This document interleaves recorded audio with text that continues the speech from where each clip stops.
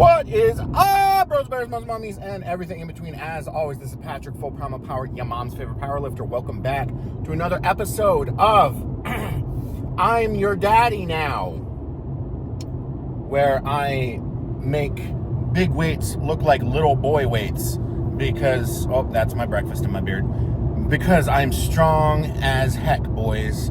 Today we have a bench day. This is 12 weeks out from the PLU 2025 Power Surge at Surge to New Levels Gym in Chicago, Illinois, September 13th, 2025. I said 2025 three times now.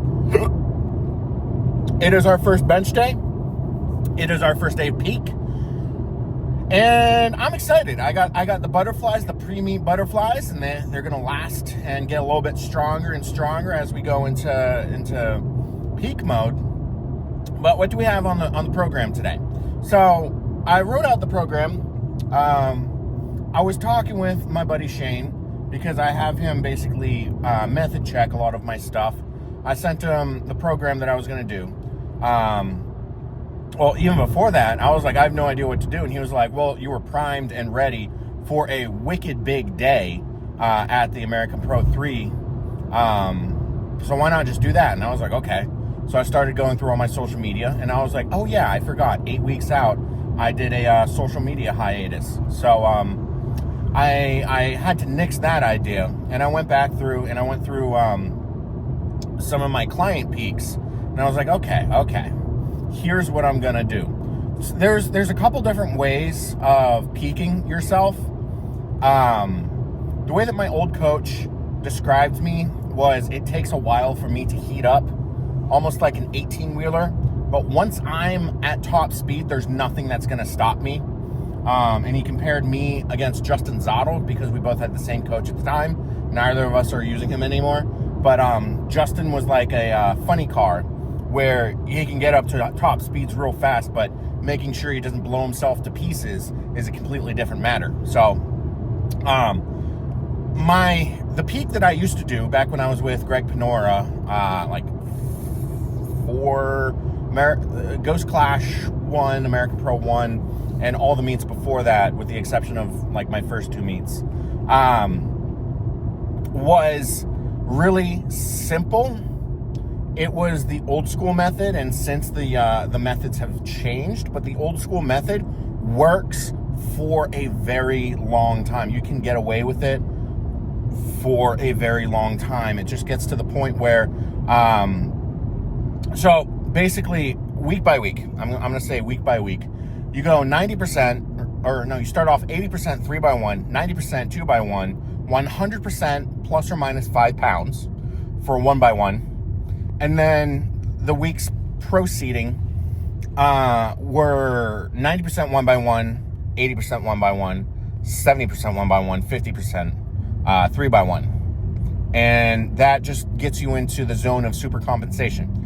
So the peak that I am doing, instead of that super quick, I think that, 80, 90, 100, 90, 80, 70. So like the 8-week peak that I used to do. The way that Joe, my previous coach, peaked me, I really could not understand the method to it. And I was trying to wrap my head around it the entire time that I was with him, but it didn't really,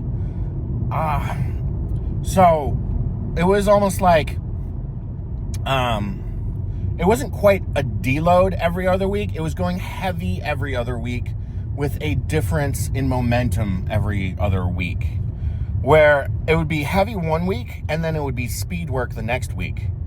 I did not like that. That took too long. It took 16 weeks to peak. So where I am, I would already be 4 weeks into my peak. And when I got to the meet, I had never hit anything above a certain percentage, at least for the American Pro 2. For the American Pro 3, I did hit bigger numbers because we did some overload training. And I felt like the overload training was probably some of the best stuff that we did. I was going to say, especially when it comes to squat and bench, but Squat and bench are the only lifts that you can overload train.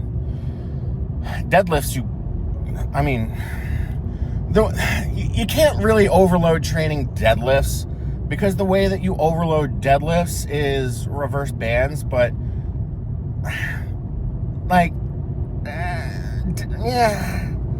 it's not. Overloading deadlifts is kind of stupid, because using reverse bands, there's no band that will not have tension at the top, so you're always going to be locking out something that's reduced because of band tension. Because the only way to overload train your deadlift is with reverse bands. You can do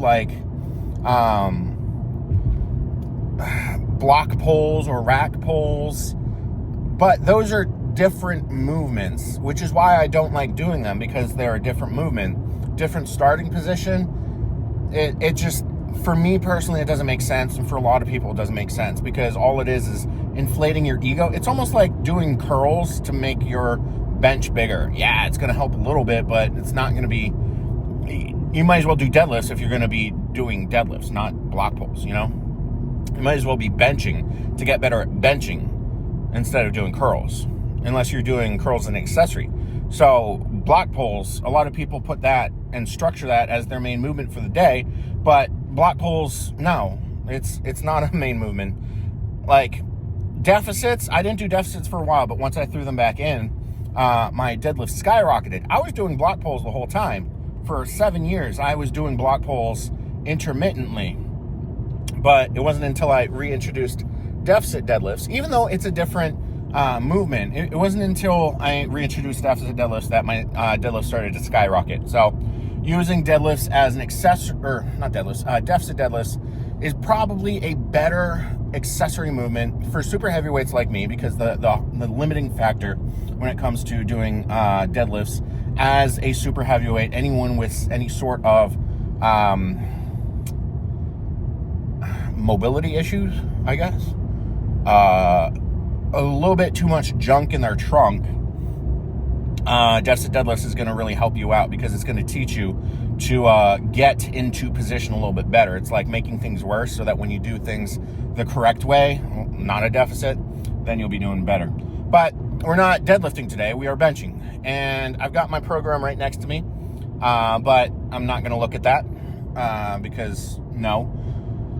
I believe what we have today is a 3x3 at either 70% or 75%, which I think is either 468 or 473. Last bench day, we did a 2x5 at 485. So we're in a good spot. Bench should be in a good spot. And we're ready to start reducing the reps, reducing the volume, and focusing in less on hypertrophy and hyperplasia, and focusing more on CNS acclimation to load. And what that means is we reduce the. You have to have a basis of volume to chip away at. If you don't have a basis of volume to, basically, the bigger the base of your volume is like a pillar of marble. And the way that you peak is you take that pillar of marble and you chip away and you make your statue of David or whatnot. And fun fact, Michelangelo once sculpted a sculpture in the style of the Romans, broke an arm off, buried it, and had the local whatevers discover it, and they claimed it was one of the best Roman or Greek pieces of art that they had come across. And then he came up with the arm that he broke off, and he was like, boys, you just got punked. You've been saying that I don't sculpt as well as the Romans or Greeks. Well, boys, do I have some news for you? This was sculpted by me. Suck a fat chode. So we've been doing a lot of volume leading up to this point, and now we've got a pretty decent, pretty good volume basis to build off of, and now we're switching from slower twitch muscles to faster twitch muscles, and really taking advantage of the large pillar of marble that we've developed for ourselves, and we're going to make a beautiful, beautiful total when it comes time to compete in 12 weeks. But I'm on my commute into work, and I'm going to do a day of work. It is currently 90 degrees outside. The AC at work is broken. They actually sent us home early yesterday because the AC was broken, and it's supposed to be hotter today. So fingers crossed that they're going to send us home early again today. Yeah, I had my breakfast, which was 2 3-egg tortillas. I mean, it's a breakfast burrito that I made myself, which is just 3 eggs, some cheese, salt, pepper, and then you roll it up into a tortilla. And then you give it a little bit of kiss of fire. That's not a spice or anything. That's just putting your tortilla on a hot skillet and letting it kind of seal itself. Give a little, not char, but like toastiness. It's real nice. Anyways, I will see you boys, girls, muscle mommies, everything in between at the gym. Patty out. Hoo-wee! Tickle my nipple and buy me a pickle. We had ourselves a bench day today. So, how did today go? We warmed up. Well, before we warmed up, we did our stretching activation, which I've shown many times in other videos. I just didn't feel like setting up a camera stand to record me for 6 minutes straight doing random movements to stretch out, which is a paused, almost like a relaxed paused dumbbell incline fly. Same thing with rotator cuff, both directions, triceps and biceps. Get those nice and out of the rigor mortis of just being dead as a human being. And I have been struggling a little bit with some shoulder pain because I drive a lot and I put my hand up on the windowsill of my car, and I've had to stop doing that because that was pinching some nerves in my shoulder and making things angry. So fixed that up and stopped doing that, and things are feeling a little bit better. Anyway, so we warmed up, bar, 1 red, 2 red, 3 red, and then we hopped up to 3 reds, a blue, and a 2.5. So basically, if you were using comp collars, 3 reds and a blue. But I don't use comp collars for bench, especially when I'm not using a spotter, because if you mess up, you die. And I don't like dying, because dying is not good. You can't hit PRs if you're dead. So how did everything feel? So warming up, everything felt easy breezy, cover girl. Maybe it's Maybelline, I'm not quite sure. But it was definitely me. I'm a big, strong, filthy boy. And so after I did 10 reps with the bar, 8 with 1 red, 6 reps with 2 reds, and then we dropped down to the working set rep scheme of 3s for 3 plates, and then we had ourselves a 3x3 at 475 pounds approximately, because kilos are stupid and kilos never made it to the moon. And every time that you go into the atmosphere of the moon, you hear the Star Spangled Banner playing, because America colonized that shit back in the 60s. Hell yeah, communist countries. That's some democracy shit up there. Anyways, so we're using the communism plates, kilo plates. First set felt atrocious. So the difference between peaking training and regular training is your CNS's adaptability to the stimulus. Yes, I have been training heavier for 2 weeks, heavier than this, with more reps. But last week was deload week, and I honestly only went to the gym once because the mother-in-law was in town, and we kind of had to deal with her shenanigans. Because life outside of the gym is the hardest part of everything. Anyways, so it didn't feel super phenomenal. I felt like it.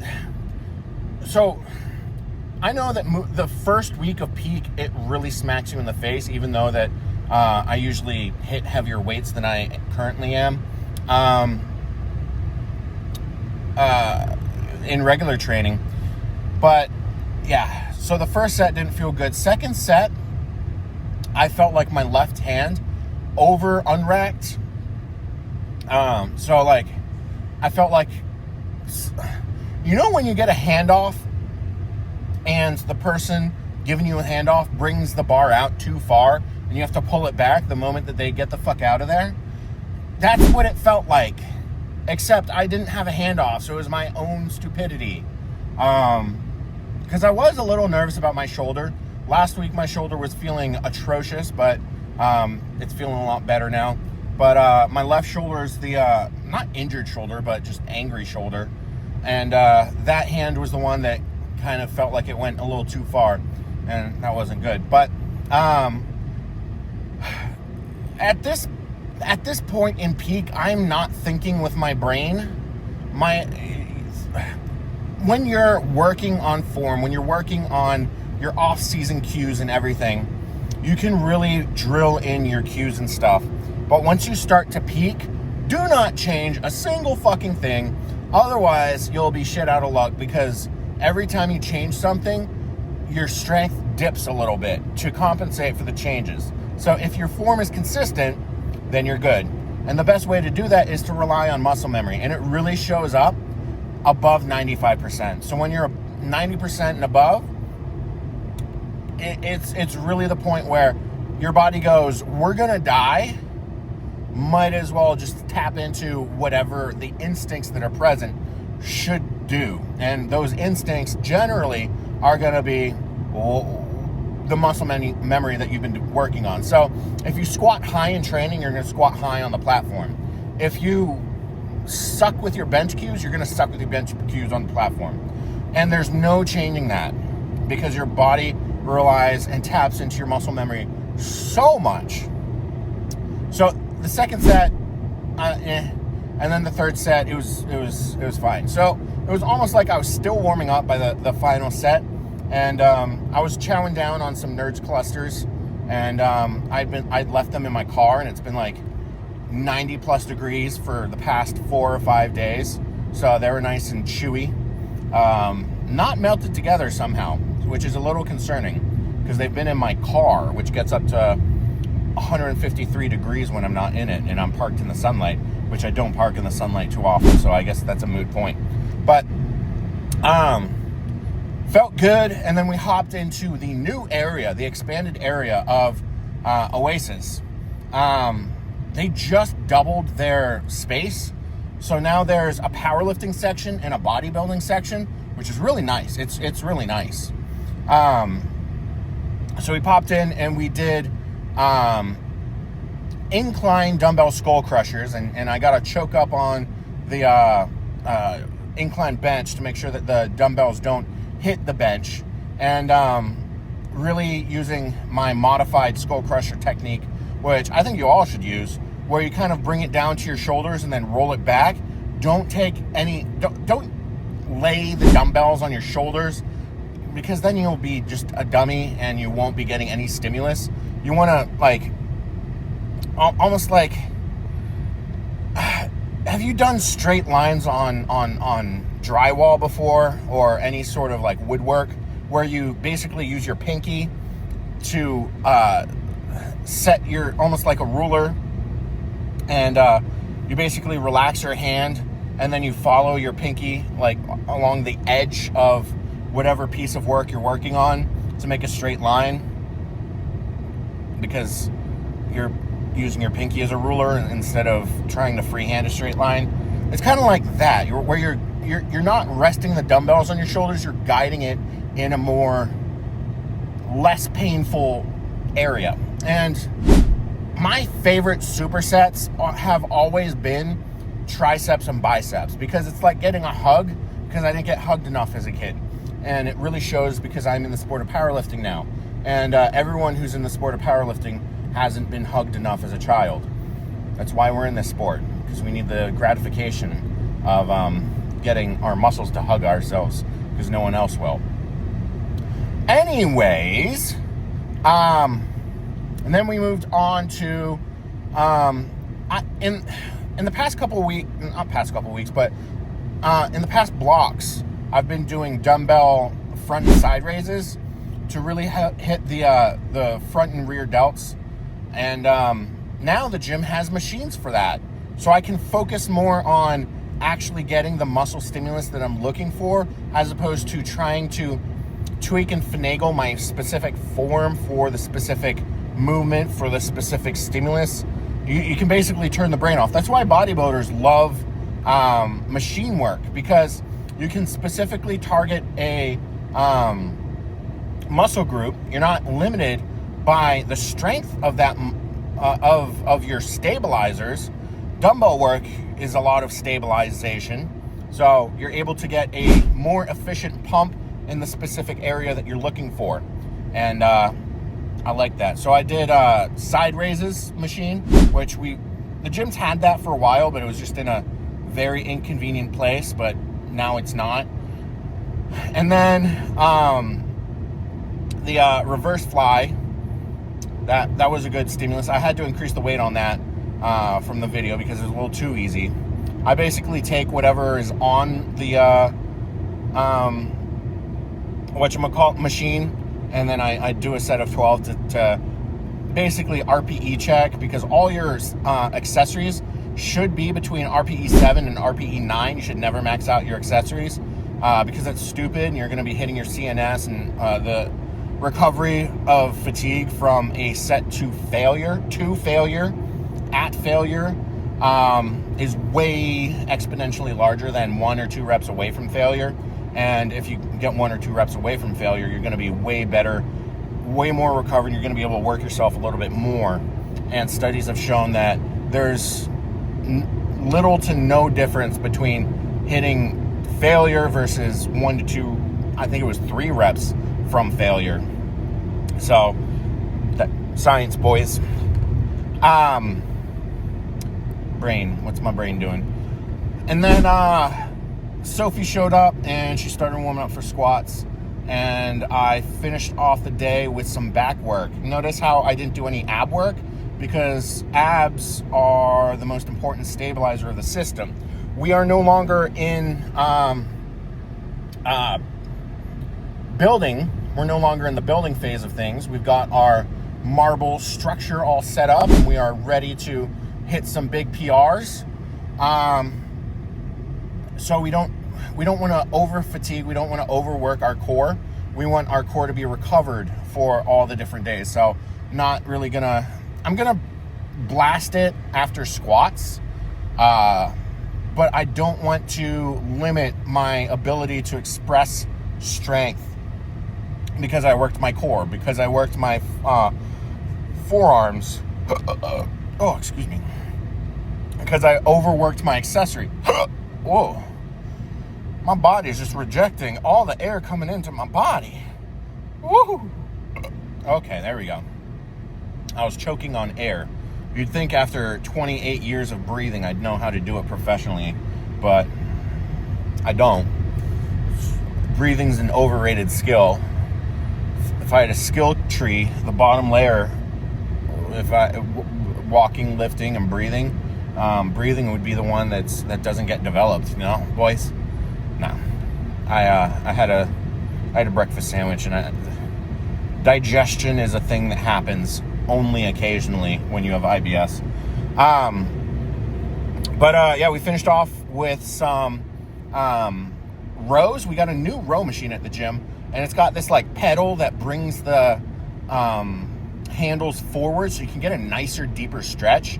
And I really like that. It is something that does not limit anything. It only encourages larger ranges of motion. And if you've been following me for a while, you know that larger ranges of motion is always better for development and rehab of your muscles. So Sophie had herself a pretty good squat day today. She did a top set at 265 for a set of 5. And then she did some drop downs at a lower weight. I don't know what actually weight was on the drop downs. It was a red, yellow, 2.5, 1.25, and then the collars are 0.25 kilos. She was a little nervous because deload week last week was a little rough, but she did good. Everything looked too easy. She said it felt heavy, but little lesson for everyone out there. A lot of times your brain does not want to do this because it is an unnatural thing to be doing. So all of you natty boys out there, if you're in the gym, you're unnatural because no movement that we do in the gym is natural. We've got machines and specific equipment to allow us to do stuff. But I mean, with myself too, anytime that you put a significant amount of weight in your hands on your back, it's unnatural, and it's not going to feel super good until you train your specific central nervous system to respond to that stimulus in a positive manner. It's your body's fight or flight response, and if at first you start doing it, your body's going to go in flight because it's a new, novel stimulus. It's different than the status quo, and it doesn't want to do that shit. Your central nervous system's basically a child, to the maximum of the autism.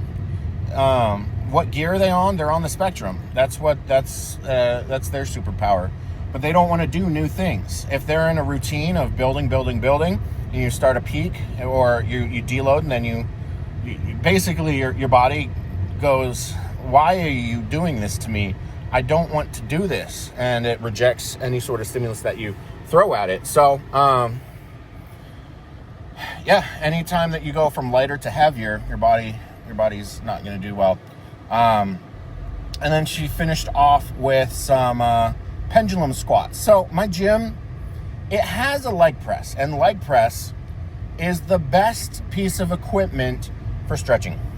Nothing else. You load up 1,000 pounds on the leg press, congratulations. So can my grandma. Anyone can load up 1,000 pounds on the leg press. If you go to the bar and you hear a bro saying they leg press 800 pounds, they're below the average. And they should be ashamed. So you got to walk up to that bar, notify the female that they are trying to impress, that 800 pounds on a leg press is basically 135. And it might as well be an empty bar, because they probably don't squat to depth either, because the range of motion in a leg press is different than the range of motion in a squat. So the way that you want to leg press is you basically want to go full lax at the bottom and get a really good stretch through your quads and knees. It's good for your knee health. But if you're loading up super heavy, you're doing it wrong. It's just the wild west of egos is the leg press. So she hopped on the pendulum squat because she loves the pendulum squat. It's a similar stimulus as the leg press, but the leg press at Oasis gets sticky at the bottom, so no one likes using it.